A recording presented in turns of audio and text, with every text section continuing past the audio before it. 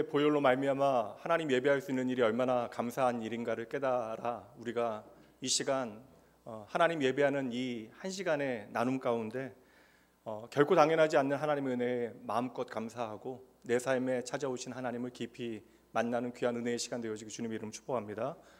오늘은 내 인생의 건축자 예수 그리스도 7번째 시간, 일주일의 예배 1시간만으로라는 제목으로 함께 말씀 나누도록 합니다. 먼저 성경 본문 보도록 하죠. 로마서 12장 1절과 2절 말씀입니다. 그러므로 형제들아, 내가 하나님의 모든 자비하심으로 너희를 권하노니 너희 몸을 하나님이 기뻐하시는 거룩한 산 제물로 드리라. 이는 너희가 드릴 영적 예배니라.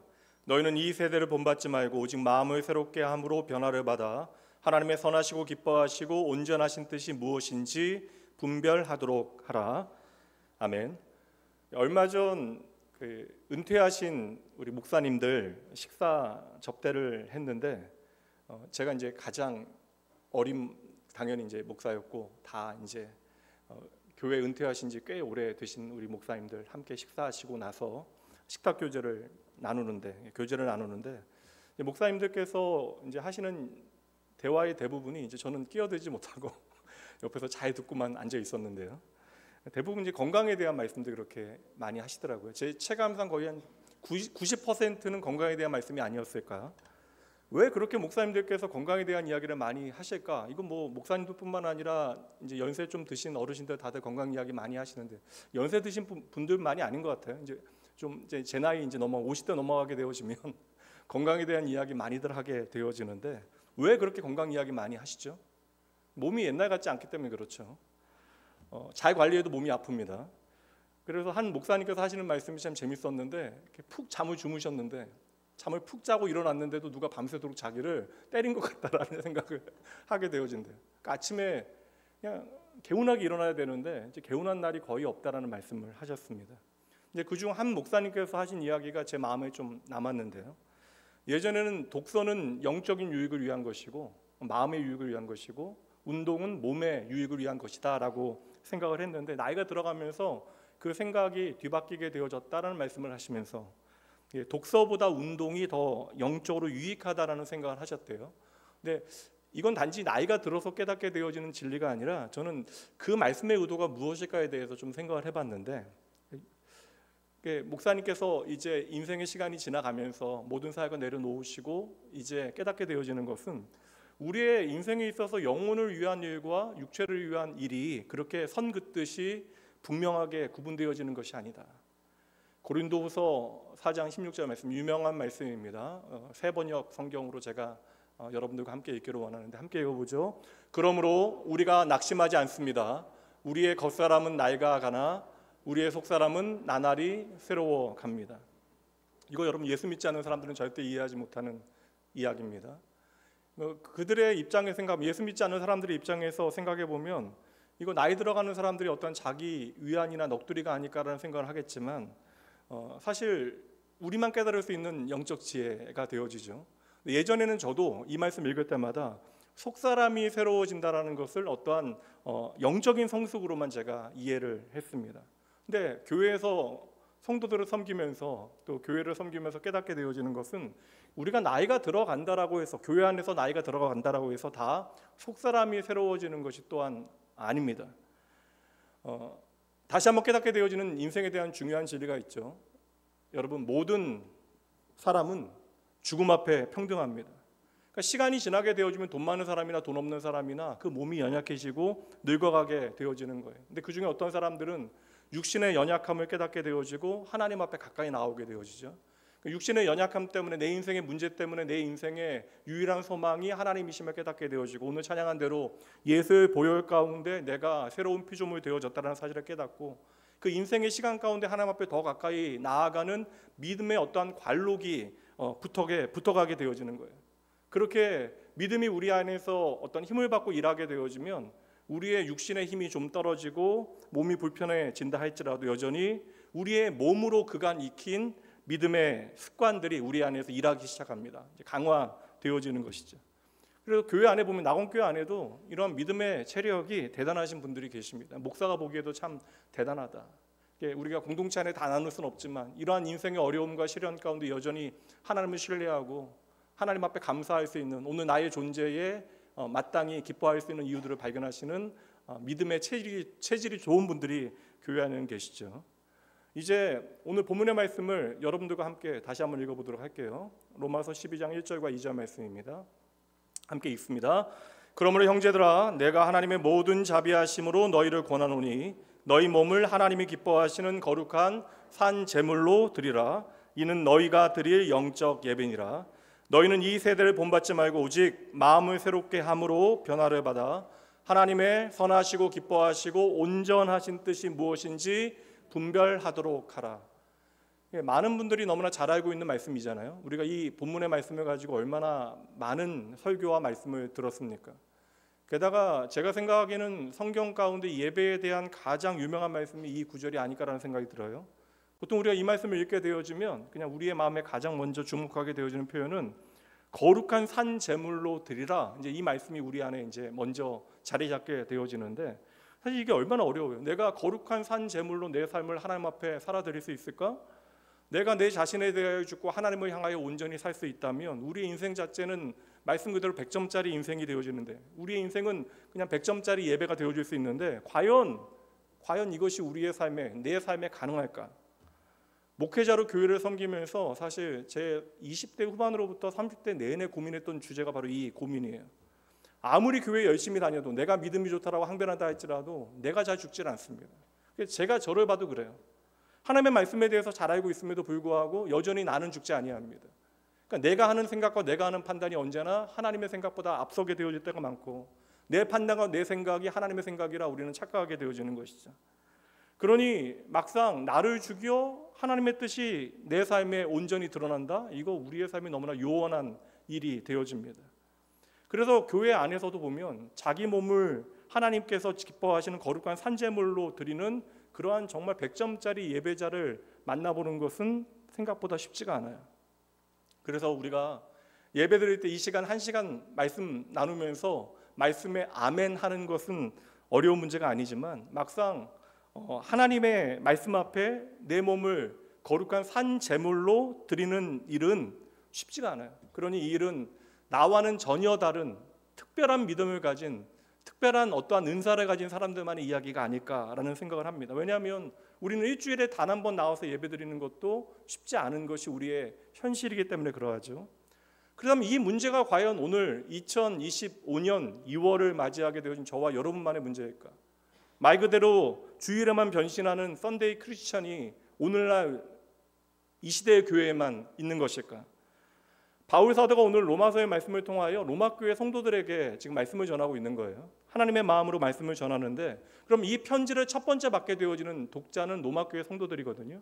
물론 이 말씀이 진리이기에 하나님께서 성령 하나님을 통하여 성경에 기록하게 하시고 2000년이 지나 오늘 우리에게도 이 말씀을 전해주시지만 바울 사도가 먼저 염두에 두고 썼던 이 말씀을 읽게 되어진 대상은 바로 로마 교회 성도들입니다. 그렇다면 과연 로마 교회 성도들이 처해 있는 상황은 어떠한 상황일까? 그리고 그들의 삶에 이 말씀은 어떠한 의미를 갖게 되어질까? 이 의미를 밝히는 일을 하게 되어지면 이 말씀의 결이 조금은 다르게 우리에게 이해가 되어질 것입니다. 먼저 1절 말씀, 1절, 2절 나누어서 우리가 살펴보도록 할 거예요. 이 중에서 우리가 가장 주목해야 되는 우리의 예배에 대한 문제를 오늘 살피게 될 터인데 우리가 주목해야 되는 표현 하나씩을 우리가 살펴볼 것입니다. 1절이 중심이 되어지는 말씀이고 1절을 기준으로 2절 말씀 살피도록 할게요. 먼저 제가 다시 한번 그러면 1절 말씀 읽도록 합니다. 그러므로 형제들아 내가 하나님의 모든 자비하심으로 너희를 권하노니 너희 몸을 하나님이 기뻐하시는 거룩한 산 제물로 드리라. 이는 너희가 드릴 영적 예배니라. 이 말씀 읽을 때마다 물론 여러분 다 중요한 표현들이긴 해요. 근데 가장 먼저 우리의 눈에 들어오는 단어는 거룩한 산 제물 그리고 영적 예배 이러한 단어들이 먼저 우리의 시선에 들어옵니다. 물론 너무나 소중하고 중요한 단어들이에요. 우리에게 있어서 거룩한 산 제물이 되어지는 삶은 어떠한 삶입니까? 우리는 어떻게 영적인 예배를 드릴 수 있을까? 우리는 고민하게 되어져요. 좀 제대로 된 예배를 우리가 드려야만 한다라는 생각을 하게 되어집니다. 그런데 막상 우리가 오늘 이 말씀 1절을 제대로 이해하기 위해서는 절대 놓치면 안 되는 표현 한 가지가 있어요. 이게 중요한 키워드 하나인데 이 키워드를 통하여 거룩한 산제물이 무엇인지 그리고 우리가 드려야 되는 영적 예배가 무엇인지를 이해하여야 합니다. 문장은요, 구조상으로 가장 중요한 게 주어하고 수어이지만 그 목적을 밝혀주는 품사가 있습니다. 목적어죠. 그래서 오늘 본문의 말씀에 보면 가장 중요한 1절의 목적어는 바로 너희 몸을이라고 하는 단어입니다. 그래서 우리가 1절 말씀을 제대로 이해하기 위해서 말씀드린 대로 거룩한 산제물이 무엇인지, 우리가 드려야 되는 영적 예배가 무엇인지를 이해하기 위해서 우리가 반드시 놓치지 말아야 되는 표현 하나가, 키워드가 바로 너희 몸을이라고 하는 단어입니다. 그래서 이 단어를 우리가 이해하게 되어지면 1절 전체를 우리가 이해할 수 있어요. 제가 미국에서 이제 박사과정 들어가면서 교회 목회를 하게 되어졌는데, 제가 미국에서 목회를 하겠다라는 생각을 한 것이 아닙니다. 이제 당시에는 미국에서 공부를 잘 마치고 가능하면 뭐 하나님께서 여시는 대로 제 사역을 감당하게 되어지겠지만, 그래도 한국에 돌아와서 목회를 하는 것이 제 꿈이긴 했거든요. 근데 미국에서 예상치 못한 상황 가운데, 저는 남부의 텍사스에 있었는데 미국 서부 북쪽에 있는 북가주 지역에서 이제 샌프란시스코라고 하는 도시에서 이제 목회를 할 수 있는 기회가, 그것도 우연한 청년 연합 집회를 통하여 제게 기회가 주어졌습니다. 하나님께서 베푸신 또 은혜이고 사역의 기회였는데, 물론 뭐 더 준비되어져야 하기에 하나님께서 사역의 그 길을 열어 놓으신 것이 아닐까. 참으로 저는 그 시간이 행복했거든요. 3년 반 정도 사역하면서 참으로 행복하고 감사했던 기억이 제 안에 너무나 많아요. 근데 지나고 보니까 뭐 저는 열심히 했다라고 생각하지만 젊은 목사의 그 모든 시행착오를 교인들이 넉넉함으로 받아주신 것이 아닐까라는 생각도 해봅니다. 근데 제가 생각해 보니까 당시에 가장 어려웠던 것은 담임 목회를 처음 한다라고 하는 그 사실 때문에 제가 어려웠던 것이 아니라, 흔히 말하는 여러분, 교포들의 마음을 제가 이해하기가 참으로 쉽지 않았다라는 생각을 해봤습니다. 그때까지 제가 미국에 거주한 지가 5년이었어요. 5년의 시간이 지나서도 여전히 저는 미국에 오랜 세월을 살았던 교포들의 그 마음을 온전히 이해하기가 참으로 쉽지 않았다. 교회 안에 연세 많으신 분들은 이민 온 지가 벌써 30년, 40년, 많은 분들은 50년, 60년이 넘어가시니까 예전부터 신앙생활 하신 분들은 한국 교회 한 70년대, 뭐 80년대 성도님들 같고요. 그 중장년층들 보면 대부분 어찌 보면 어떤 때는 미국인 같고 어떤 때는 좀 한국인 같다라는 생각을 해봅니다. 그리고 1.5세들, 2세들, 물론 언어적인 격차도 분명 발생하긴 해요. 아무리 제가 뭐 공부를 열심히 해도 이게 원어민 같이 언어를 할 수 없는 것이고, 결국 물론 마음을 다해야 되지만 이렇게 말이라고 하는 그러한 이렇게 수단을 통하여 나눔이 있어야 되는데, 사실 제가 생각해 보니까 그 아이들하고 잘 지내긴 했는데 걔네들 한국말이 더 많이 늘긴 했거든요. 그런데 사실 그 아이들 2세대, 3세대 아이들은 그냥 말 그대로 미국인들입니다. 근데 생각해 보니까 이제 그 아이들하고의 제 가장 어려웠던 문제는, 아이들은 기꺼이 저를 목사로 받아 주었지만 저에게 가장 어려운 문제는 바로 그 문화적 차이를 극복하는 것이 참으로 어려운 문제였습니다. 지금 로마 교회를 향한 목회자 바울 사도의 상황이 비슷한 상황이에요. 로마 교회 교인들은 대부분 유대인들입니다. 그런데 이 유대인들은 로마에서 태어나서 로마에서 평생을 살아왔던 사람들이에요. 쉽게 얘기하면 여러분 교포라는 거예요. 조금 더 명확하게 그 상황을 설명드리면, 로마의 유대인들은 주전 63년에 강제 이주를 당한 사람들입니다.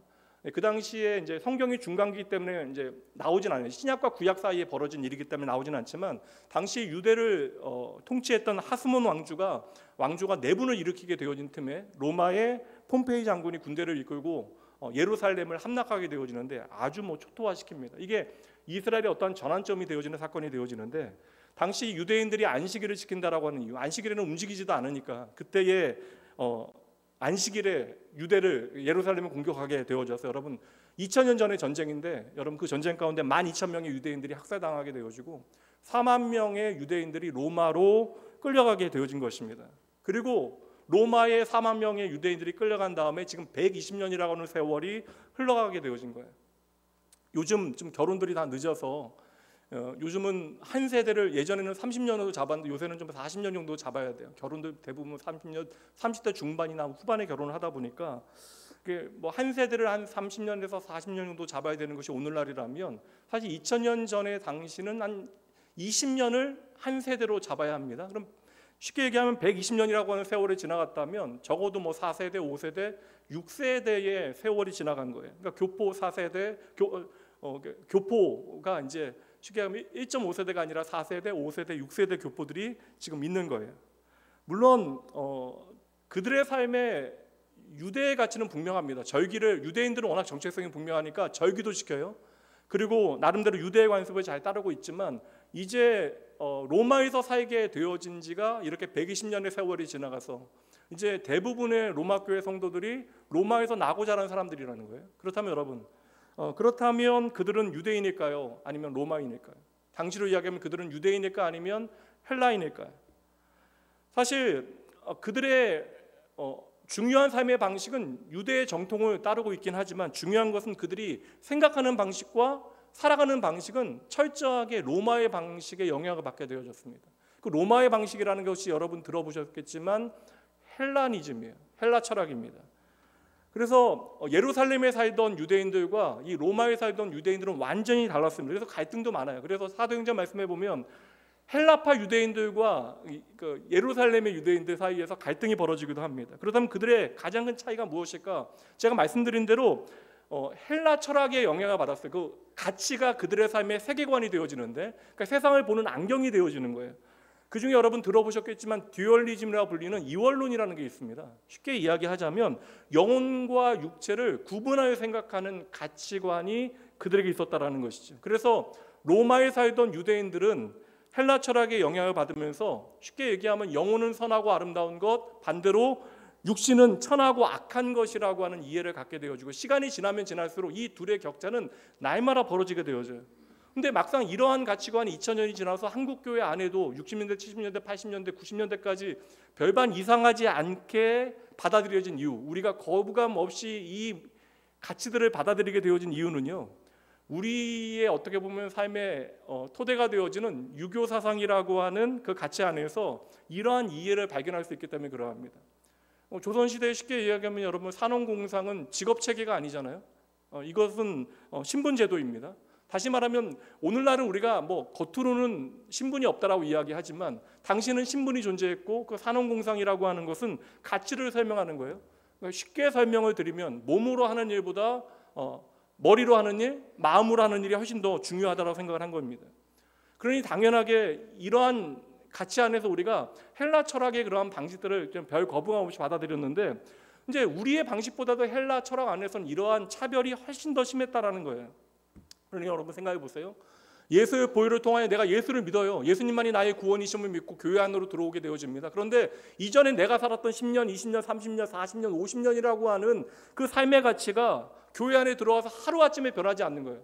내가 예수님을 믿고 내가 하나님의 자녀가 되어졌다고 믿지만 여전히 내 삶의 방식은 하나님의 말씀의 방식이 아니라 세상의 방식, 로마의 방식, 헬라 철학의 방식에 따라 내 삶을 살아가게 되어지니까 신앙의 유형, 그러니까 믿음을 내 삶으로 살아내는 신앙의 유형에 있어서는 본질과는 다른, 복음의 본질과는 다른 모양들이 나타나기 시작한 것이죠. 그렇게 이원론이라고 하는 가치관을 가지고 요즘 아이들 표현대로 이야기하면 세계관을 가지고 내가 그러니까 안경 하나를 쓰고 새로운 안경 하나를 쓰고 세상을 바라보게 되어지니까 그들의 생각 가운데 몸으로 하는 일과 머리로 하는 일 사이에 구분이 일어난 거예요. 그러니까 몸보다는 영혼이 훨씬 더 소중하다라고 하는 생각이 벌어지게 되어졌는데 그러다 보니까 성경이 말씀하고 있는 복음이 아니라 헬라식의 복음이 그들의 삶을 움직여 나가게 되어진 것입니다. 그래서 하나님께서 가장 기뻐하시는 것은 영혼에 대한 것이다. 그러니 우리는 영의 것을 하나님 앞에 드려야 한다라고 생각해서 영혼의 영역과 몸의 영역을 구분하기 시작했고 그러니 당연히 우리가 영혼으로 하나님 예배해야 되니까 자연스럽게 몸으로 하는 것에 대하여 가볍게 생각하고 하찮게 여기는 일들이 이제 일어나기 시작했던 거예요. 그러니까 쉽게 설명을 드리자면 오늘로 이야기하자면 예배를 드리는 일, 성경 읽고 기도하는 일, 성찬에 참여하는 일은 굉장히 소중한 일로 여긴 반면에 몸으로 하는 일에 대해서는 가볍고 천하고 악하고 부끄럽게 여긴 것입니다. 여러분들 생각에는 이거 말도 안 된다라고 생각하시겠지만 제가 예전에 생각해 보면 이제 전도사로 그냥 잘 모르면서 뜨겁기만 한데 그때 생각해 보면 제가 설교 준비하거나 그러면 제 아내 저는 정말 사랑하지만 아내가 설교 준비하고 있을 때 차 한잔 하자고 이야기하면 제가 좀 짜증을 냈어요. 내가 뭘 하고 있는데 제가 지금 말씀을 준비하고 있는데 영혼을 위하여 말씀을 준비하고 있는데 이 시간 방해받는 것에 대해서 제가 되게 좀 이게 막 그렇게 안 된다 못한다 하는 것을 어떠한 저의 의로움으로 생각했던 때가 있더라고요. 그러니까 제 생각은 뭐예요? 제가 이 시간 그러니까 성경을 말씀을 준비하는 일보다 아내하고 차 한잔 하는 시간은 가치가 없다라고 생각을 하는 거예요. 제 스스로 판단하기에. 교회 안에서 그래서 심지어 초대교회 안에 시간이 지나가면서요, 구원에 대해서 이야기할 때 육적인 사람은 구원받지 못한다고, 그러니까 영적인 사람만이 구원받을 수 있다고, 그리고 그것을 판단해 줄 수 있는 사람들이 교회 안에 생겨나게 된 거예요. 그러다 보니까 교회사 가운데 가장, 오늘날의 대부분의 이단들이요, 오늘 제가 그 분파를 다 설명할 필요는 없지만 대부분의 교회사에 나타난 이단들의 영향을 미치게 되어지는 영지주의라고 하는 가장 큰 해악이 만들어지게 되어진 것입니다. 그러니까 나만이 깨달을 수 있는 어떤 영적인 지식이 있다, 나만이 간직하고 있는 어떠한 지혜가 있다. 이제 그 결과가 무엇이냐면 예수 그리스도의 십자가까지도 부정해요. 왜냐하면 예수님은 하나님은 결코 육신으로 이 땅에 오실 수 없다. 그러니까 참 하나님이시면서 참 인간이신 예수님에 대해서 인정하지 않게 되어지니까 예수님의 몸의 죽음과 몸의 부활도 그들은 인정하지 않게 되어져요. 당연히 로마 교회는 이러한 헬라적인 가치에서 자유하지 못합니다. 그러니 많은 교인들이 몸이 하는 일과 영혼이 하는 일을 구분하게 되어지고 몸이 하는 일을 하찮게 여기고 가볍게 여기게 되어진 거예요. 여기까지 말씀드리면서도 이게 큰 문제인가 여러분 하실 수 있을 터인데, 이거 정말 큰 문제이고 여기에는 심각한 전제의 함정이 있습니다. 그러니까 몸이 하는 일을 가볍게 여기고 소홀하게 여기면서, 그러니까 영혼이 하는 일이 더 중요하다 판단하게 되어지면서, 쉽게 얘기하면 몸이 저지르는 죄에 대해서도 가볍게 여기게 되어진 거예요. 그래서 내가 내 생각에 영혼과 연결되어진 일의 카테고리 안에 있을 때는 이거 잘못하면 하나님 앞에 내가 큰 죄를 지었기 때문에 하나님 앞에 철저하게 회개하게 되어지는데, 내 몸이 좀 죄를 범하게 되어질 때는 이것에 대해서 크게 개의치 않게 되어진 것이에요. 이것도 예를 들면 예배 한 번 빠지면 이거 내가 정말 큰일 났구나 하고, 예배 한 번이라고 얘기하니까 여러분 가벼운 게 아닙니다. 저때 제 표현이 그런 거예요. 예배 한 번 빠지면 이거 큰 문제라고 생각하고 자책하고 참여하는, 물론 여러분 요즘 팬데믹 지나고 이거 좀 없어요. 그러니까 예배 한 번 빠지면 여러분 좀 큰일 난다라고 생각을 좀 하셔도 된다, 여러분들은. 근데 예배 한 번 빠지는 일에 대해서는 이게 죄라고 생각하는 마음이 있는 반면에 그리스도인답지 못한 삶을 살아가는 것에 대해서는 죄책감이 없는 거예요. 이것은 단지 로마 교회 안의 문제뿐만 아니라 당시에 당시 여러분 3세기 4세기까지 헬라니즘이 가장 큰 영향을 미쳤으니까 그 시대 정신이에요, 여러분. 시대 정신. 그러니까 돈이면 전부라고 하는 그 물질 만능주의가 시대 정신인 것처럼, 그 헬라니즘의 문제는 단순히 로마 교회뿐만 아니라 여러분 고린도 교회 안에도 심각한 문제가 있었고 대부분의 교회가 같은 문제가 있었는데, 이 문제가 너무나 심각했기 때문에, 그러니까 눈으로 보기에는 아무 문제가 없어 보이는데 그 안에 목회자가 보기에 너무나 심각한 문제들이 있었기 때문에 바울 사도가 말씀 가운데 강력하게 호소하게 되어져요. 그 말씀 한 구절만 보도록 합니다. 눈여겨보셔야 합니다. 고린도전서 6장 19절과 20절 말씀. 오늘 1절 말씀을 이해하기 위해서 우리가 이 말씀 잘 봐야 돼요. 너희 몸은 너희가 하나님께로부터 받은 바 너희 가운데 계신 성령의 전인 줄을 알지 못하느냐. 너희는 너희 자신의 것이 아니라 값으로 산 것이 되었으니 그런즉 함께 읽습니다. 너희 몸으로 하나님께 영광을 돌리라. 그러니까 여러분, 그냥 좋은 말씀처럼 보이지만 이거 엄청난 책망의 말씀입니다. 야, 너희 몸은 이제 예수 그리스도 안에서 하나님의 집 성령의 전이 되어졌는데 왜 너희는 너희의 손으로 너희의 몸을 더럽히느냐. 의미가 너무나 분명해요. 성령이 오늘 너희 가운데 함께 하시는데 너희는 왜 그렇게 살아가느냐라고 말씀하고 있는 것이죠. 그러니까 초대교회 우리가 생각하기에는 너무나 아름다운 공동체라고 생각하는데 예수 그리스도의 피 묻은 복음이 있어요. 그러나 어두운 단면이 있습니다. 그러니까 몸으로 짓는 죄에 대하여 그들이 둔감하였던 거예요. 얼마나 그들이 몸에 대하여 하찮게 여겼는가에 대하여 우리에게 여실히 보여주는 말씀이 되어집니다. 그러니 저는 그들에게 당시에 야고보서는 너무나 필요한 말씀이었다. 왜 하나님께서 야고보 사도를 통하여 야고보서를 기록하게 하시고 이것을 성경에 기록하여 남게 하셨는가? 믿음은 바로 행동이라고 하는 것, 믿음은 바로 우리의 삶의 행실이라고 하는 것을 이 야고보서의 복음을 통하여 설명하고 계시는 것이죠. 바로 이러한 상황 가운데 오늘 로마서 12장 1절과 2절 말씀, 이 말씀이 나누어지고 있는 거예요. 너희 몸을 하나님께서 기뻐하시는 거룩한 산 제물로 드리라. 그러니까 거룩한 산 제물이 되어지기 위해서는 반드시 우리가 생각해야 하는 것이, 목적 삼아야 하는 것이 바로 우리의 몸이라고 하는 거예요. 그러니까 하나님께서 오늘 여러분에게 받기 원하시는 예배는 여러분 이 시간 앉아서 드리는 이 예배뿐만 아니라 우리의 삶 전체가 담겨져 있는 몸의 예배여야 한다.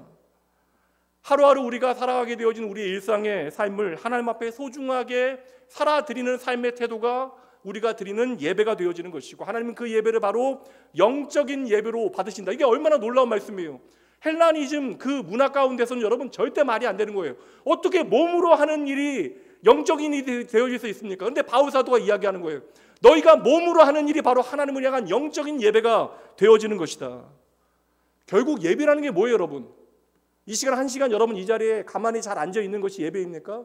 예배라는 것은 여러분 하나님을 의식하는 거예요. 하나님 앞에 서는 것이 예배입니다. 이 예배 시간에 내가 주인 되어지지 않는 거예요. 지난 나의 삶이 내가 주인 되어지는 삶이라면 이 예배는 나의 삶의 주인이 하나님이심을 기억하고 나의 마음의 중심으로부터 의식적으로 하나님만이 나의 주인이십니다 고백하는 시간이 예배의 시간이에요. 이 고백이 여러분 진실하게 되어질 때 이것이 하나님께 영광이 되어지는 것이고 이것이 하나님께 찬양이 되어지는 것입니다. 그래서 여러분 반드시 예배는 하나님께서 주인이 되어 주셔야 돼요. 바로 내 삶의 주인이 하나님이십니다라고 하는 그러한 마음의 자세, 마음가짐, 마인드셋, 이것이 우리의 몸의 예배를 가능하게 하는 거예요. 그러니까 내 삶의 주인이 하나님이시라는 사실을 우리가 기억하게 되어질 때 우리는 하나님께서 받으실 만한 몸의 예배를 드리게 되어진다. 이것을 종교개혁자들의 모토로 설명하자면 코람데오, 하나님 앞에서 살아가는 삶이 되어지는 것입니다. 그러니까 여러분 믿음이라는 것은 결국 우리의 신앙으로 나타나게 되어질 때 내 삶에 하나님이 없는 시간과 공간이 사라지는 것이 바로 우리가 몸으로 드리는 예배가 되어지는 것이에요. 요사이 계속 주일 오후마다 풍성한 삶의 기초라고 하는 주제로 공부를 하고 있는데 네 번째 강의 때 제가 예배에 대해서 함께 나누었어요. 그러니까 우리가 하나님을 사랑하기 위해서는 반드시 우리의 삶에 예배가 있어야 된다. 그것도 좋은 예배가 우리의 삶에 나타나야 된다. 이 말씀 드렸는데 예배라고 하는 단어 자체가 여러분 영어도 서비스라고 하는 단어잖아요. 그러니까 섬기는 것이 예배이다. 근데 독일어도요.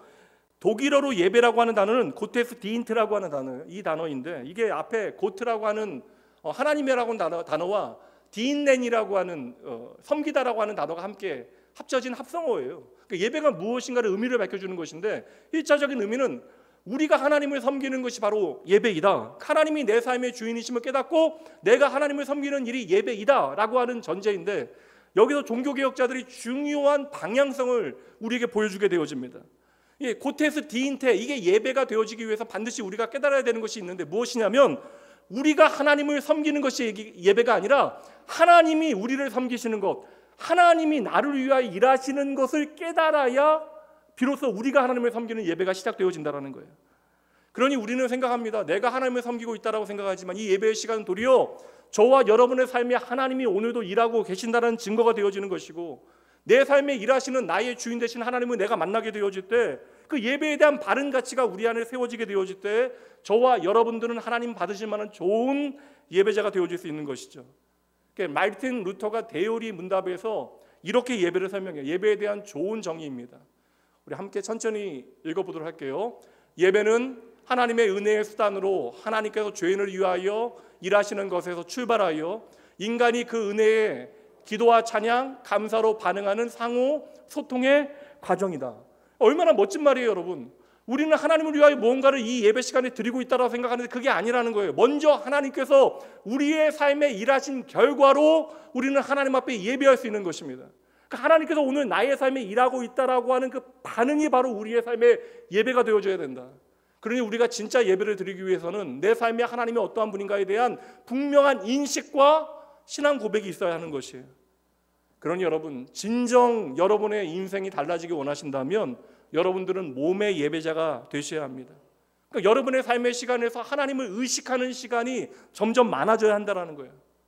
주일 1시간에 예배의 의무를 다했다라고 여러분 생각하지 마시고 여러분의 일상에 하나님과 친밀해지는 시간들이 조금 더 많아져야 하는 것이죠. 그렇게 우리가 몸으로 예배하는 훈련을 연습을 계속하게 되어질 때 우리의 모든 말이 예배가 되어지고 우리가 하는 일, 우리가 생각하기에도 이건 아무것도 아니다. 그러니까 우리 판단에는 하나님께서 받으실 만한 어떠한 영광이 없다 하는 허드렛 일까지도 그렇게 사소한 일까지도 하나님께서 기뻐 받으시는 예배가 되어질 수 있다는 거예요. 그러니까 우리가 단순히 차 한 잔 마시는 일, 우리가 단순히 누군가와 대화하는 일도 하나님께서 기뻐 받으시는 몸의 예배가 되어질 수 있다. 그렇게 우리의 행동 하나하나가 몸의 예배가 되어질 때 비로소 여러분 우리의 인생이 하나님 받으실 만한 아름다운 모양이 되어지는 것이죠. 이거 적용할 수 있도록 여러분들에게 책 한 권 소개해 드리도록 하겠습니다. 이거는 그냥 여러분 누구나 읽어도 너무나 쉬운 책이고 재밌는 책이니까 사셔도 돼요. 찰스 쉐던이라고 하는 사람이 예수님이라면 어떻게 하실까라고 하는 책입니다.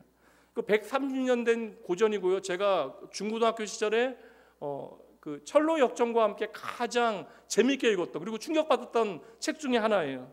전 세계적으로 여러분 5천만 권 팔렸던 책입니다. 그것도 한 15년 만에 5천만 권이 팔리게 되어져요. 저에게는 몸의 예배를 잘 드릴 수 있는 어떠한 참고서와 같은 책이 되어진다라는 생각이 듭니다. 그러니까 이해할 수 있는, 우리의 이해폭을 넓힐 수 있는 책이에요. 내용은 소설인데 미국의 레이몬드라고 하는 시에 부자 동네가 있어요. 부자 동네에 부자 교회가 있어요. 그 레이몬드 교회라고 하는 교회에 어느 날 불황자가 와서 객사하게 되어집니다. 그는 원래 인쇄공이었는데 이제 세대가 변하게 되어지면서 기술 발달하고 직장에서 쫓겨나게 되어지고 이제 뻔한 이제 일들 벌어진 것이죠. 그렇게 일을 찾고자 노력했으나 그냥 사회 제도나 환경 자체에서 나를 도울 수 있는 누군가를 찾아내지 못하는 상황 가운데 그냥 그렇게 죽어간 거예요. 이 일에 교회 전체가 충격을 받게 되어지고 레이몬드 교회의 헨리 맥스웰 목사는 교인들에게 한 설교를 하게 되어집니다. 예수님이라면 어떻게 하실까라고 하는 그러한 기준을 가지고 우리가 딱 1년만 살아보자. 그러니까 예수님께서 과연 이러한 일 가운데 어떠한 선택을 하실까라고 하는 그 기준을 가지고 우리가 1년을 살아보자라고 도전하였고 성도들은 그렇게 하기로 결의하게 되어져요. 그리고 그 구체적인 삶의 자리에서 변화되어진 이야기들이 그 책의 뒷부분에 나오게 되어집니다. 신문사 사장, 성악가, 자산가, 공장 감독관, 대학 총장, 노동자. 단 한 번도 진지하게 생각해 보지 않았는데 주일날 내가 꽤 그렇듯한 모양으로 나와서 예배 잘 드리면 나는 그리스도인이라고 생각했는데 수많은 교인들이 이제 내가 살아가는 삶의 자리에서 내가 예수님처럼 살아가는 것이 무엇인가에 대해서 고민하기 시작한 거예요. 근데 이 일이 정말 쉽지 않아요. 왜냐하면 몸의 습관이 되어지지 않았기 때문에 처음에는 내가 너무나 힘들고 또 사람들이 이해하지 못해요. 내 가까운 사람조차도 이해하지 못합니다. 근데 그들은 함께 그 모든 시간들을 통하여 차근히 변화의 과정을 함께 걸어가게 되어지는 것이 이 책의 내용입니다. 사실 130년 전에 환경 가운데 쓰여진 책이기 때문에 그 구체적인 이야기들은 조금 우리의 마음에 와닿지 않는 부분들도 있기는 해요. 제가 다시 읽어보니까 그러하더라고요. 근데 제가 이 책에서 아주 백미 가장 빛나는 부분은 예수님이라면 어떻게 하실까라고 하는 고민이 아니라 그 고민 가운데 내 직업과 내 삶의 자리에서 부딪히게 되어진 유혹과 어려움에 대하여 결코 가볍게 다루지 아니합니다. 식품 공장을 운영하는 사람은요, 재료의 비율을 조금 조정하게 되어지면 돈이 남아요. 돈을 벌게 되어진다고요. 신문사 사장은 당장 광고 수입이 중요하니까 나쁜 광고더라도 수입이 되어지는 광고를 그러니까 실는 것이 중요한 목적이 되어지죠. 여러분들 입장에서 어떠하시겠습니까? 재료 조금 바꾸면 돈이 많이 남아요. 어떻게 하시겠습니까? 그 구체적인 삶의 어떠한 선택과 가치에 대한 이야기를 지금 나누고 있는 것이에요. 제가 지금까지도 아주 인상적으로 제 마음에 남아있는 청년이 있습니다. 그래서 제가 이 청년 이야기, 청년들하고 나눌 때는 이야기 많이 합니다. 이 친구 그 건축학과 나와가지고요, 도급 순위가 상당히 높은 건축 회사에 들어가게 되어졌는데 손에 꼽히는 그 큰 회사에 들어가게 되어졌는데 워낙 신실하고 말도 없고 사람들 워낙 좀 귀에 섬겼던 청년이었던 터라 교회 안에 또 목양 리더로 잘 섬겨줬던 그런 친구예요. 근데 어느 날 갑자기 저에게 상담을 청한 겁니다. 근데 뭐 이야기를 들어보니까 목사님 알아주시라고 이야기하면서 이제 회사 사람들이 이제 이게 자격증이 있으니까 그 회사 사람들의 말은 지금은 이제 법으로 금지돼서 못할 수도 있어요. 저는 뭐 자세히 상황은 다 알지 못합니다. 근데 자격증을 브로커들을 통하여 이제 대여하게 되어지고 그로 인하여 좀 부수적인 수입을 얻게 되어지는 일들이 있는데 저도 내가 예수 믿는 사람으로 그러한 일을 하면 안 되겠다는 생각에 선배의 알선을 내가 거절했는데 여기서 잘 마무리하면 좋은데 그때로부터 이제 회사 내에서 따돌림이 시작이 되어진 것입니다. 근데 그 사람들 기준으로는 이해가 안 되는 거예요. 왜 이러는가? 그러니까 언제든지 자신들에게 손해가 되어진 내부 고발자가 되어질 수 있다는 생각에 그들이 이제 가만히 두면 안 된다는 판단을 한 것 같아요. 자기의 신앙 양심에 따라 나는 좋은 선택을 하면 뭐 그거 아무 문제가 되지 않을 거라고 생각했는데 정도가 너무나 심하니까 이제 일을 할 수 없을 지경이 된 거예요. 그러니까 회사에 나가면 밤부터 스트레스 받아서 다음날 아침 되면 심장이 뛰어서 너무나 괴로운 거예요. 참 신실하고 단단한 친구였는데 저는 그 친구 우는 걸 그때 처음 봤습니다. 이야기하면서 이제 너무나 힘드니까 제가 뭐라고 하겠어요? 돈 모아서 결혼해야 되는데 사표 던지라고 이야기하겠습니까? 먹고 사는 이야기 아닙니까, 여러분? 이야기 다 듣고 제가 기도해 줬어요. 그리고 한 가지 이야기는 했습니다. 네가 앞으로 어떠한 결정을 하건 간에 네가 처음에 먹었던 그 마음 하나님께서는 너무나 기뻐하셨을 것이다. 그리고 제가 기억은 정확하지 않지만 한 달 정도 지나서 회사를 그만두고 이제 천안에 있는 장로님이 이제 운영하시는 건축회사, 건축 설계사무소로 옮겨갔습니다. 제가 물어보진 않았지만 분명 뭐 그런 큰 대기업보다는 연봉이 좀 적었겠죠. 그런데 그 친구 얼굴이 좋아졌어요. 여러분, 목사니까 현실 몰라서 그러신다? 목사만큼 현실에 대한 이야기 많이 듣는 사람들 없습니다. 인생의 가장 고달프고 어려운 이야기, 내 남편, 내 아내에게도 하지 못하는 이야기들 목회자하고는 나누게 되어져요. 기도 부탁합니다. 여러분, 막도장 만들고 철근 좀 빼내고 폐기물 섞어서 건물 짓죠. 그러다가 사고 터지면 우리 다 같이 욕합니다. 나쁜 놈들이라고. 근데 여러분, 우리가 자영업할 때 그런 유혹이 없습니까? 심지어 목사도 그런 유혹이 있는데, 몸으로 드리는 예배는, 여러분 잘 들으세요, 몸으로 드리는 예배는 이 모든 치사하고 너절한 현실을 다 포함하는 것입니다. 저는 오늘 이 설교를 목사로서 여러분의 삶에 무게를 짊어지고 지금 설교하고 있는 거예요. 그냥 목사니까 여러분 편하게 여러분들에게 말씀드리는 것이 아닙니다.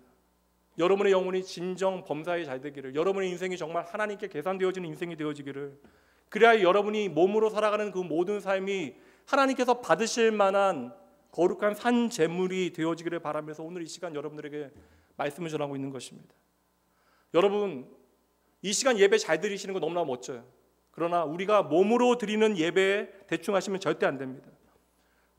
우리가 기도하는 대상들 있잖아요. 요즘은 여러분 부모님이 신앙생활 잘한다고 자녀들 신앙생활 다 잘하는 거 아니에요. 장로의 자녀들도, 목사의 자녀들도 신앙생활 못하는 아이들이 너무나 많이 있습니다. 내 사랑하는 가족이, 내 사랑하는 자녀가 제대로 신앙생활 하기를 원하신다면 여러분 주일에만 교회 나오시면 절대 안 돼요. 이 시간만 잘 때우시면 절대 안 됩니다. 교회에서의 여러분의 모습을 그들은 보지를 못해요.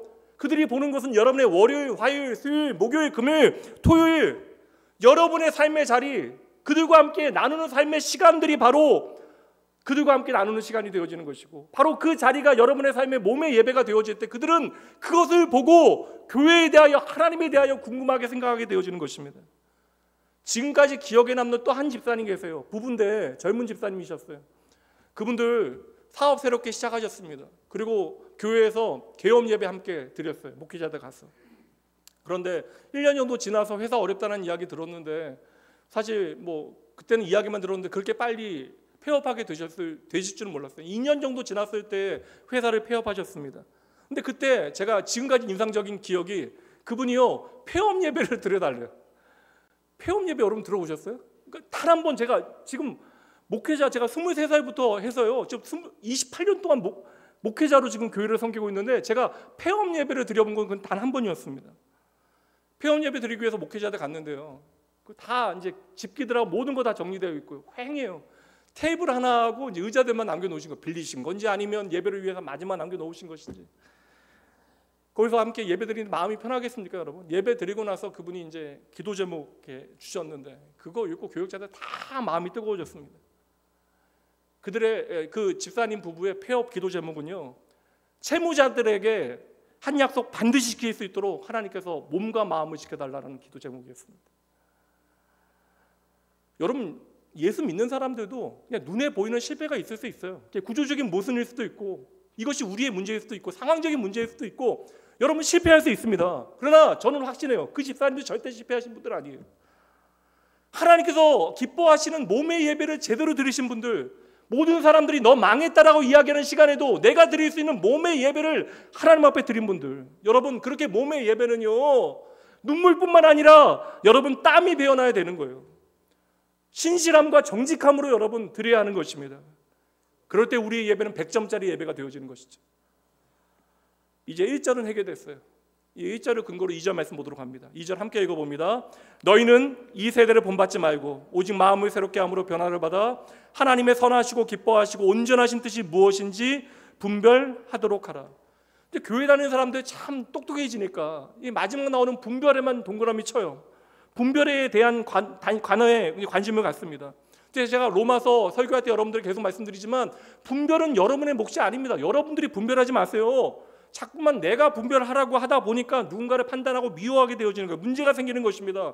여러분 12절에 분별이라고 하는 단어는 가장 마지막에 나오잖아요. 이 단어가 제대로 움직이기 위해서는 앞에 있는 말씀들을 차근차근 잘 살피셔야 돼요.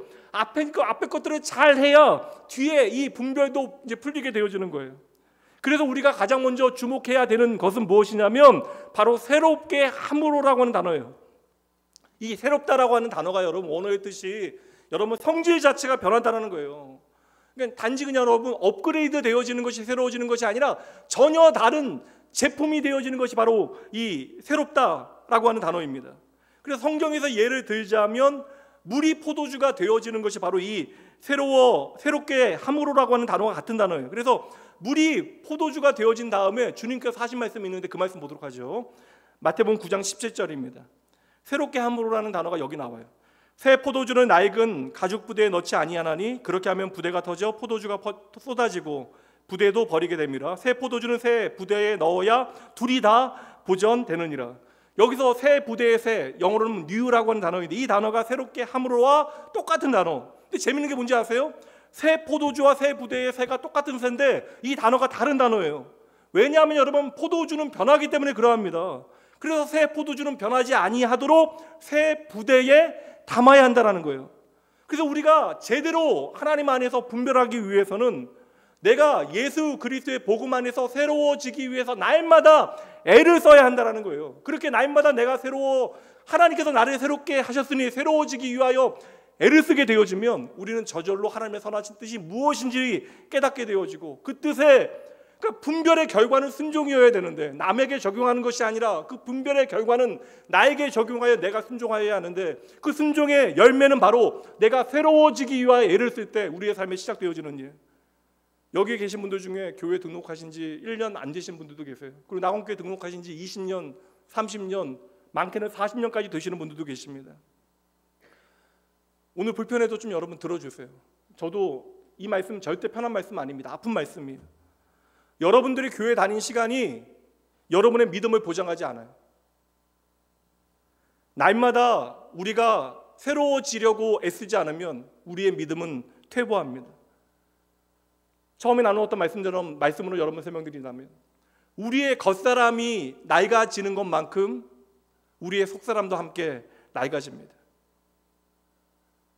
우리가 날마다 새로움을 유지하기 위하여 하나님께서 나를 거룩한 산 제물로 받으시기 위하여 나를 새로운 피조물로 만드셨는데 내가 새로운 피조물답게 살아가기 위하여 내가 애를 쓰게 되어질 때 우리는 하나님의 선하신 뜻을 비로소 분별하게 되어지는 거예요. 2011년도에 하나님께로 돌아가신 존 스토트 목사님, 제가 대학 때 이제 목회를 해야겠다라고 제가 마음먹게 된 책 한 권이 있어요. 그리스도의 십자가라는 책입니다. 두꺼운 책이긴 했는데 제가 그 책은 거의 한 20번 읽은 것 같아요. 제가 목회 안 하고 도망가려고 군대에 갔었는데 이 책 때문에 제가 부족하지만 난 목사해야겠다는 생각하게 되어졌습니다. 근데 이분이 인생의 말년에 책 한 권을 쓰게 되어져요. 제자도라고 하는 책인데 어찌 보면 유언과 같은 책입니다. 돌아가신 해 전년도에 우리나라에 이제 번역이 되어져서 출간이 되어졌어요. 근데 그 책에 보면 예수님이 나의 구주라면 너희들, 그러니까 여러분들은 순종을 선택하면 안 됩니다. 예수님이 주인이시라면 순종은 우리의 선택의 권리에 들어가지 아니합니다. 그러면서 우리가 반드시 따라야 되는 그리스도의 말씀에 순종해야 되는 8가지 핵심 가치를 설명하는데 세 번째 단락이 바로 예배에 대한 거예요. 오늘날의 예배에 대하여 어떻게 생각하시냐는 질문에 대해서 존 스토트 목사님께서 오늘날의 예배와 교회는 깊이 없는 성장을 계속하였다. 그러니까 많은 교회가 세워지고 성도들이 많아진 것처럼 보여지지만 그러니까 깊이 없는 어떤 외형적인 성장에 멈춘 것 같다라고 이야기하신 거예요. 그러면서 한 제자와의 일화를 소개하시는데 인도 교수였어요. 인도는 여러분 아시죠? 힌두교입니다. 다신교예요. 근데 다신교를 믿었던 사람이 유일신 하나님을 만나게 되어진 거예요. 근데 그 신앙 안에서 그 힌두교 교수가 목사님께 한 말이 있었어요. 만약에 우리와 같은 교회 다니는 사람들이 그리스도인들이 예수님의 가르친 대로 산다면 비단 나뿐만 아니라 모든 인도인들이 예수를 믿을 것입니다. 오늘 우리의 삶에 적용할 수 있는 도전이잖아요. 우리가 우리의 인생을 오늘 여러분들이 이 자리에 있는 이 모양 그대로 여러분의 마음은 저는 다 모르니까 여러분들이 오늘 이 시간 이 자리에 있는 그 모양으로 여러분의 인생을 살아간다면 나만 변하는 것이 아니라 나의 가정, 나의 자녀, 우리 교회 주의 몸된 하나님께서 허락하신 이 나라 하나님께서 반드시 책임지실 거예요. 근데 문제는 오늘 내가 예수를 믿는 티가 너무나 안 나는 거예요. 꼭 스파이 같이 우리는 예수를 믿습니다. 저는요, 제 방이 3층에 끝에 있거든요. 아이들 오면 막 놓고 하고 도망가기도 하고 가끔 그렇습니다. 근데 제 방 있다 보면 복도가 한 10m, 한 15m 되는데 그때 발걸음 하나가 들려요. 또각또각 소리가 들리면 저는 아내의 발걸음 소리는 정확하게 합니다. 그러니까 아내의 발걸음에 아주 독특한 특징이 있어요. 이거 얘기하면 어떨지 모르겠는데 아내가 걸어오는 어떤 특정한 소리가 있습니다. 그래서 저는 아내가 오면 아내가 온다라는 것을 보이지 않아도 이미 알게 되어져요. 여러분, 우리의 삶의 걸음이요, 그리스도의 향기가 나타나야 하는 것은 마땅합니다. 그리스도의 흔적이 우리의 인생의 흔적에 나타나야 되는 거예요. 이게 제대로 예수 믿는 것입니다. 로마 교회 계속 성장하고 있어요. 문제 없다고요. 내부적으로 문제 없다라고 판단합니다. 사람 많이 모이죠. 예산도 많아지죠. 교인도 열심히 봉사하죠. 근데 바울 사도가 주의 마음으로 로마 교회를 보면서 안타깝게 여기고 부족했다라 여기는 거, 여러분 2000년 지난 오늘도 우리에게 부족한 그것입니다. 여러분, 진정 내가 예수로 변화되어졌다는 사실을 믿으신다면, 내가 예수 그리스도 안에 새로운 피조물이 되어졌다는 사실을 믿으신다면, 예수로 새롭게 변화되어진 우리가 반드시 힘써야만 하는 것, 이게 바로 몸으로 드리는 예배가 되어지는 것이에요. 꼭 기억하셔야 합니다. 우리의 인생에 몸으로 드리는 예배가 완성되어질 때 비로소 우리의 인생에 하나님께서 기뻐하시는 영적 예배가 드려지는 것입니다. 설교 정리하면서 하나님은 언제나 자신을 낮추어 당신의 마음을 우리에게 보여주셨으니까, 하나님은 그러셔도 되는데 제가 좀 약간 죄송하긴 하지만 제가 좀 하나님을 향하여 죄송하다라는 생각하고 여러분들을 향하여 이 말씀 드릴게요. 만왕의 왕 되신 창조주 하나님을 주일 1시간 이 예배당에만 여러분 가두어 두시면 절대 안 됩니다. 내 인생에 여러분 믿음이 뭐예요? 내 인생에 저 멀리 계신 것 같이 여겨졌던 하나님께서 내 삶의 자리에 나와 함께 하신다는 사실을 깨닫는 게 이게 여러분 믿음 아닙니까? 그리고 이것을 확인하는 것이 신앙의 과정 아니에요?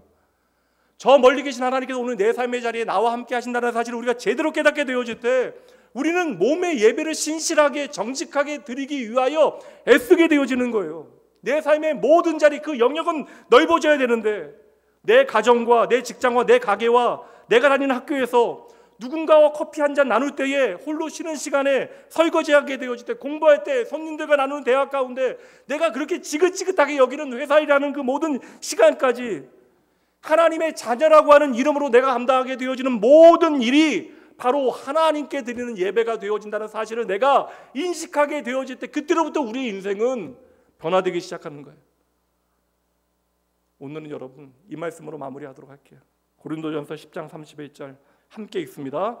그런즉 너희가 먹든지 마시든지 무엇을 하든지 다 하나님의 영광을 위하여 하라. 이제 우리가 하나님의 영광을 위하여, 어둠의 자녀였던, 진노의 자녀였던 우리가 하나님의 영광 앞에 살아갈 수 있는 존재가 되어졌음을 깨닫고, 여러분의 삶이 먼 이야기만 하지 마시고 이번 한 주간 하나님 앞에 참된 몸의 예배 드리는 귀한 은혜의 자리 되어지길 주님의 이름으로 축복합니다. 기도합니다. 하나님, 우리의 삶에 변함없는 하나님의 은혜가 있기에 오늘도 저희들 주님 믿고 마음 다하여 하나님 예배합니다. 예수 믿고 열심히 교회에 다니고 있지만 여전히 내 삶이 이렇게 힘들고 고단하고 내 몸과 마음은 피곤합니다.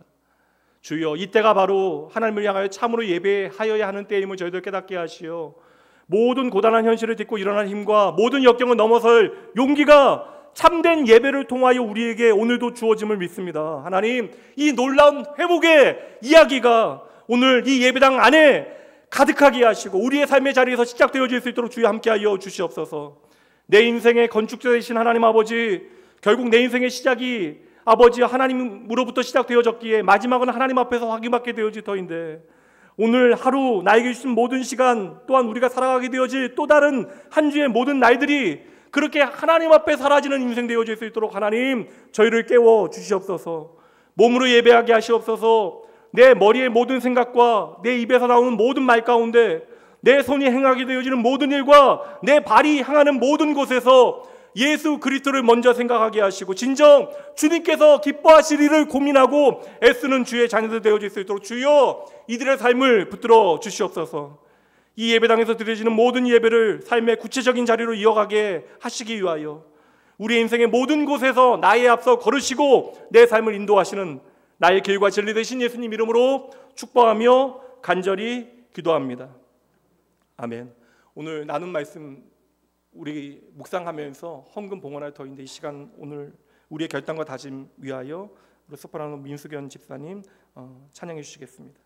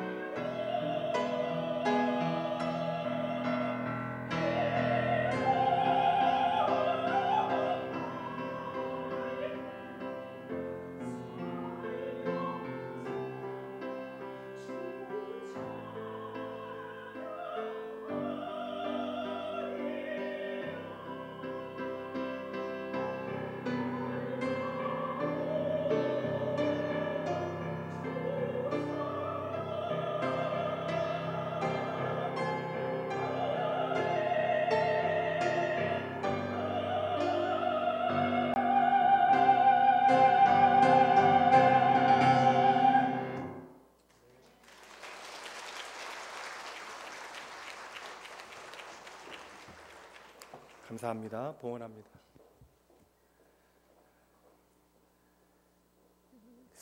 보이지 않는 마이크가 세워져 있었나요? 이게 참 은사라는 게 참 대단한 것 같고 놀랍기도 합니다. 오늘 귀한 찬양으로 함께해 주신 집사님 감사드리고요. 오늘 드려진 헌금 위해서 잠시 기도하도록 하죠. 하나님 감사합니다.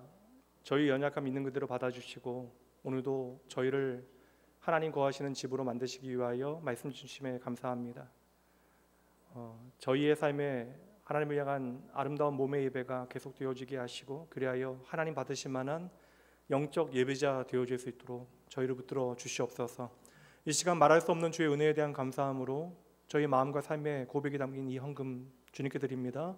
간절한 마음으로 주님께 고백드린 귀한 백성들 축복하시고 이들의 삶에 하나님의 선하신 뜻을 발견하고 하나님의 뜻에 순종하여 따를 수 있는 지혜를 더하시고 그래야 이들을 통하여 많은 이들을 복되게 하는 아름다운 주의 놀라운 일들이 이들의 삶에 풍성하여질 수 있도록 주여 복 내려 주시옵소서. 오늘도 우리의 삶에 놀라운 은혜로 함께하여 주시는 예수님 이름으로 축복하며 간절히 기도합니다. 아멘. 좀 시간이 지나긴 했지만 오늘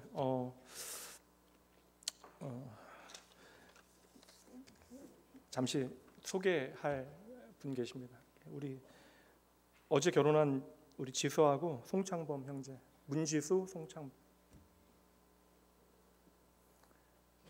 제가 봤던 그가 몇 년 동안 가장 행복했던 신부. 그러니까 어저께 같이 제가 기도한 게 어저께 앉아서 기도한 게 이렇게만 좀 이렇게 웃으면서 행복하게 살면 좋겠다. 이게 바람이지만 그렇게만 되진 않을 겁니다. 계속 기도할게요.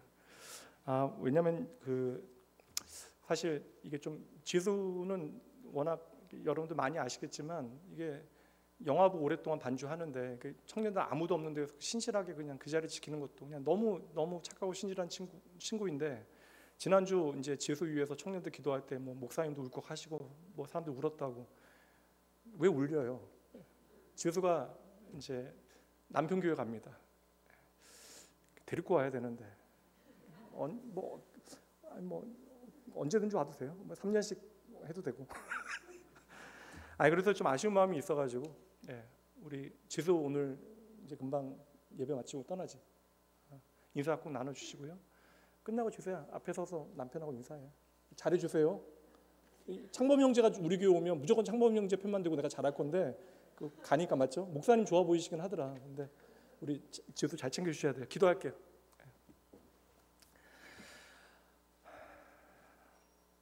이 시간 주를 향한 믿음 안에 한 몸을 이룬 우리 송창범 형제 그리고 지수 자매를 위하여 함께 축복하며 기도합니다. 이제 둘이 하나 되어 걸어갈 믿음의 길 가운데 함께 하시어 하나님께서 이 가정에 계획하신 아름답고 놀라운 일들을 날마다 발견하고 풍성히 경험하게 하여 주시옵소서. 이제로 인생에 많은 것들이 필요할 터인데 하나님 필요한 모든 것들 주님께서 넉넉하게 채워주시되 내 사랑하는 모든 이들과 더불어 아름답게 나누어 축복하는 가정, 인생 되어질 수 있도록 주여 복 내려 주시옵소서. 이 둘이 주 안에서 하나 되어짐을 통하여 이들의 가정이 그리고 교회와 직장이 그리고 이들을 사랑하는 모든 이들이 하나 되어지는 놀라운 은혜 나눌 수 있도록 하나님 이 두 사람 하나님의 축복의 통로로 삼아 주시옵소서. 하나님 이제 새로운 길 떠나는 지수를 기억하시어 남편과 함께 새로운 교회에서 신앙생활하며 주님께서 더하시는 놀라운 은혜와 사랑을 더 깊이 체험하기를 원합니다. 무엇보다 하나님을 향한 뜨거운 열정과 현명한 지혜를 허락하시어 하나님 친히 앞길을 인도하시고 하나님께서 친히 복되게 하시되 이 둘이 하나 되어 걷는 길 때때로 힘들 때마다 하나님께서 함께 하시어 우리와 함께 하시는 분이 하나님이심을 잊지 아니하고 그 모든 어려움과 힘든 시간들을 능히 이겨낼 수 있도록 주여 이들을 붙드시고 함께 하여 주시옵소서. 새로운 믿음의 여정과 새로운 장막 가운데 하나님으로 인하여 놀랍고 행복한 동행의 경험이 날로 깊어질 수 있도록 주님께서 함께하여 주시옵소서. 잠시 우리의 몸은 떨어지나 예수 그리스도 안에서 성도의 교제가 영원함을 기억하게 하시고 피차 오가는 아름다운 소식 가운데 격려하고 함께 기뻐하는 일들 풍성하기를 소원합니다. 이 둘을 세상에 더할 수 없는 나의 사랑으로 만나게 하시고 오늘까지 긴 시간을 함께하게 하시되 그 사랑 가운데 한 가정 이루게 하신 하나님께 감사드리며 영원히 이 두 사람의 주인 되실 우리 주 예수 그리스도 이름으로 축복하며 간절히 기도합니다. 아멘. 우리 축복의 박수 한번 보내도록 하죠.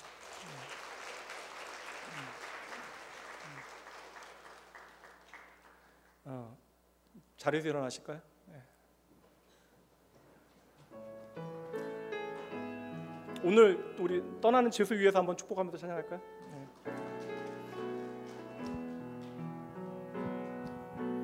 평화 하나님의 평강이 당신의 삶에 넘쳐나기를. 평화 하나님의 평강이 당신의 삶에 가득하기를 축복합니다.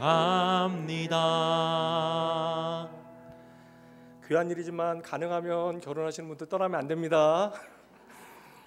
이제는 우리 주 예수 그리스도의 은혜와 하나님의 사랑하심 성령 하나님의 함께하심이 거듭난 하나님의 백성으로 내 평생에 하나님을 향한 참된 예배자로 하나님의 기쁨이 되어지는 몸의 예배를 내 삶의 모든 자리에서 제대로 드려드리기 위하여 결단하고 애쓰고 다짐하는 모든 하나님의 백성들, 그들의 가정과 일터와 자녀 위에, 이들을 통해 이루실 크고 아름다운 하나님의 일들 위에 오늘 내 몸의 연약함과 내 마음의 공고함으로 하나님의 소생과 회복의 역사만을 간절히 바라보는 주의 자녀들 위해, 특별히 하나님의 영원하신 계획 가운데 이제 둘이 하나 되어 함께 걷게 되어질 우리 지수와 창범 형제 위에 지금으로부터 영원까지 함께 있을지어다.